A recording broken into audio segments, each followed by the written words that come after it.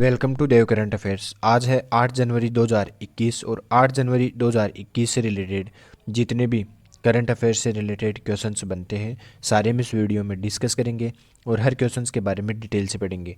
तो चलिए शुरू करते हैं। क्वेश्चन नंबर 1, हाल ही में प्रधानमंत्री नरेंद्र मोदी अर्थशास्त्रियों और विशेषज्ञों से चर्चा करेंगे और इसकी बैठक का आयोजन कौन सा आयोग करेगा? तो प्रधानमंत्री अर्थशास्त्रियों और विशेषज्ञों से चर्चा करेंगे, इसका आयोजन कौन सा आयोग करेगा? नीति आयोग, राजस्व आयोग, उपरोक्त दोनों या इनमें से कोई नहीं? तो इसका राइट आंसर क्या होगा?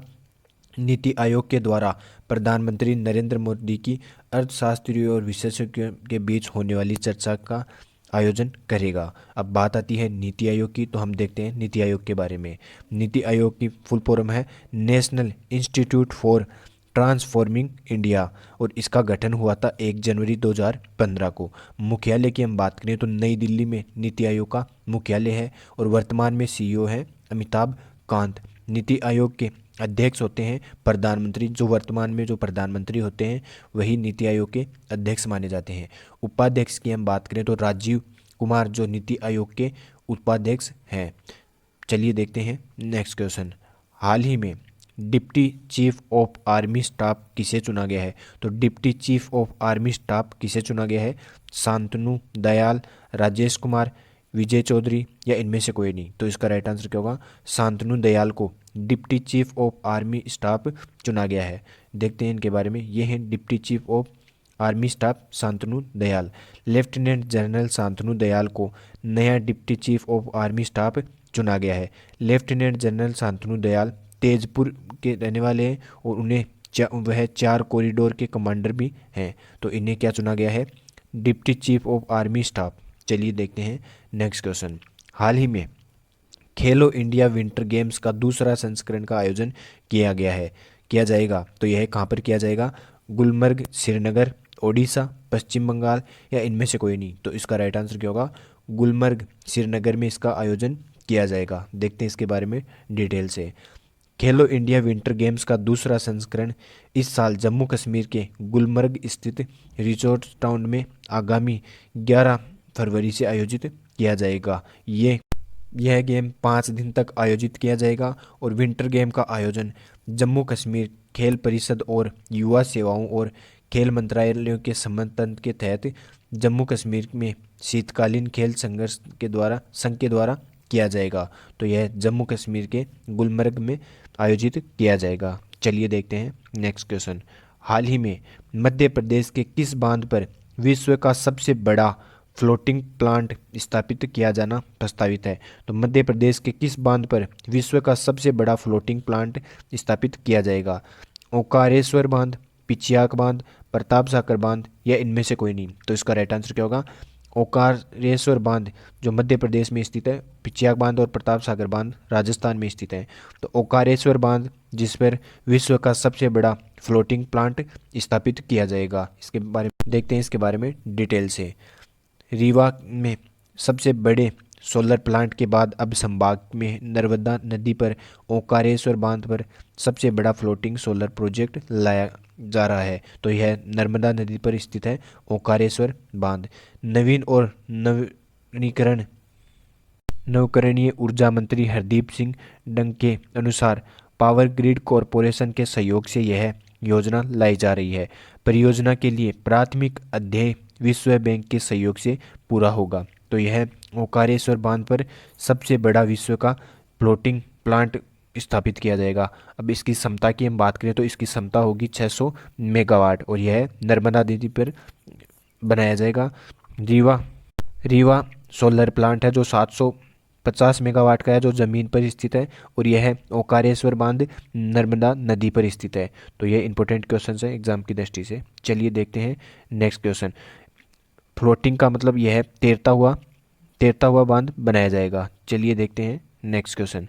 हाल ही में एनडीआरएफ की पहली महिला टीम किस राज्य में तैनात की गई? तो एनडीआरएफ की पहली महिला टीम तैनात की गई है, यह किस राज्य में तैनात की गई है?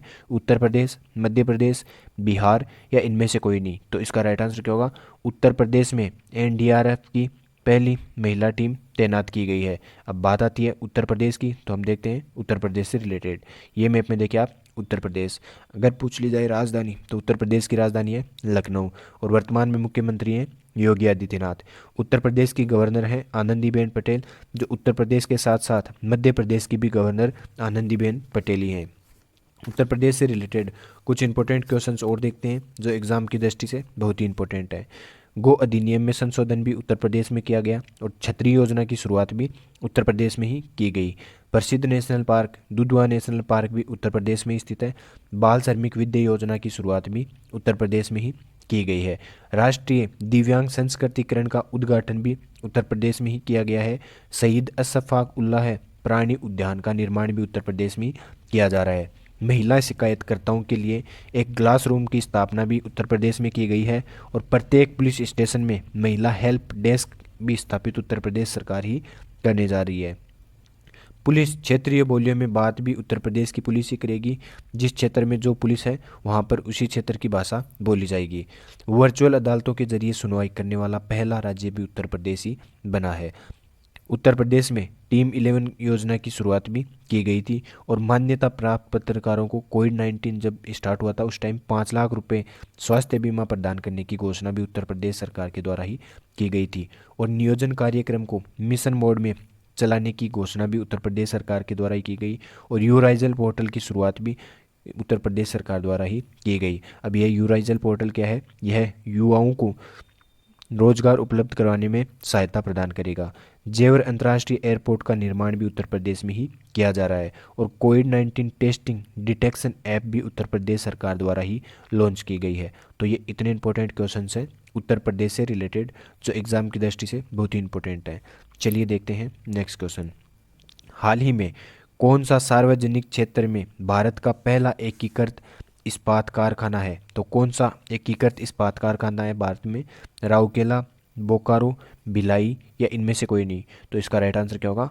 राउरकेला, जो ओडिशा में स्थित है, जो सार्वजनिक क्षेत्र में भारत का पहला एकीकृत इस्पात कारखाना है। देखते हैं इसके बारे में डिटेल से।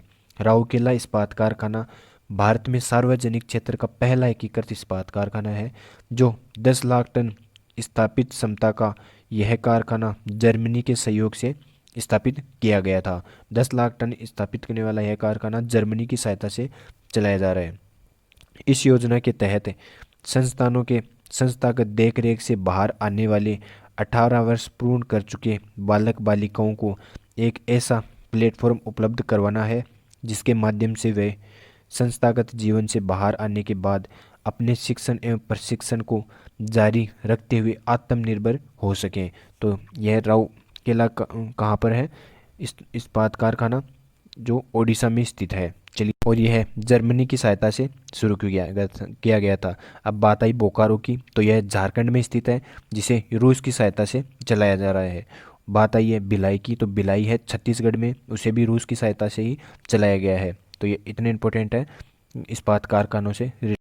अगर पूछ लिया जाए कि राउरकेला और भिलाई और दुर्गापुरा इस्पात कारखाना कौन सी पंचवर्षीय योजना में है, तो यह दूसरी पंचवर्षीय योजना में है और बोकारो जो तीसरी पंचवर्षीय योजना के अंतर्गत चलाया गया था। तो ये इतने इंपॉर्टेंट क्वेश्चंस हैं इस्पात कारखानों से रिलेटेड। चलिए देखते हैं नेक्स्ट क्वेश्चन। हाल ही में किस देश में फ्लाईविंग नामक नई एयरलाइन शुरू की गई है? तो किस देश में फ्लाईविंग नामक नई एयरलाइन शुरू की गई है? भारत, रूस, जापान या इनमें से कोई नहीं? तो इसका राइट आंसर क्या होगा? अपने देश भारत में फ्लाईविंग नामक एयरलाइन शुरू की गई है। चलिए देखते हैं नेक्स्ट क्वेश्चन। हाल ही में किस राज्य के अंतर्गत अंतर लॉन्च पैड योजना को लॉन्च किया गया है? तो किस राज्य में अंतर लॉन्च पैड योजना को लॉन्च किया गया है?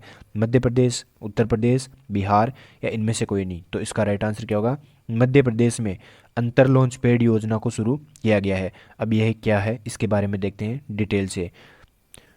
अंतर लॉन्च पैड एक ऐसी योजना है जिसके बारे में युवाओं को आत्मनिर्भर बनाने के लिए इस योजना को चलाया जा रहा है, जिसके अंतर्गत युवा अपने कौशल से रोजगार प्राप्त कर सकता है और इसमें रोजगार के बारे में युवाओं को बताया जाएगा। चलिए देखते हैं मध्य प्रदेश में यह इसको लॉन्च किया गया है, तो हम देखते हैं मध्य प्रदेश से रिलेटेड। ये देखिए मध्य प्रदेश। मध्य प्रदेश की राजधानी है भोपाल। मुख्यमंत्री है मध्य प्रदेश के शिवराज सिंह चौहान और गवर्नर अभी मैंने बताया कि आनंदीबेन पटेल जो उत्तर प्रदेश और मध्य प्रदेश की गवर्नर है। महत्वपूर्ण क्वेश्चंस और देखते हैं। मध्य प्रदेश में रोको टोको अभियान की शुरुआत भी की गई थी हाल ही में, और किल कोरोना अभियान की शुरुआत भी मध्य प्रदेश में की गई, और चरण पादुका अभियान की शुरुआत भी मध्य प्रदेश में की गई। जीवन अमृत योजना की शुरुआत भी मध्य प्रदेश में ही की गई, जो इम्यूनिटी बढ़ाने के लिए शुरू की गई थी। जीवन शक्ति योजना जो महिलाओं को मास्क बनाने पर प्रति मास्क 11 रुपये प्रदान कराएंगे, और मध्य प्रदेश में ही जीवन शक्ति योजना की शुरुआत भी की गई, और पन्ना और कान्हा नेशनल पार्क भी मध्य प्रदेश में ही स्थित है। Top parental app for student यह भी मध्य प्रदेश में ही शुरू की गई, जो बुजुर्गों को सहायता प्रदान करने के लिए संकल्प योजना की शुरुआत भी मध्य प्रदेश में ही की गई। मध्य प्रदेश के उमरिया जिले में इसकी शुरुआत की गई थी।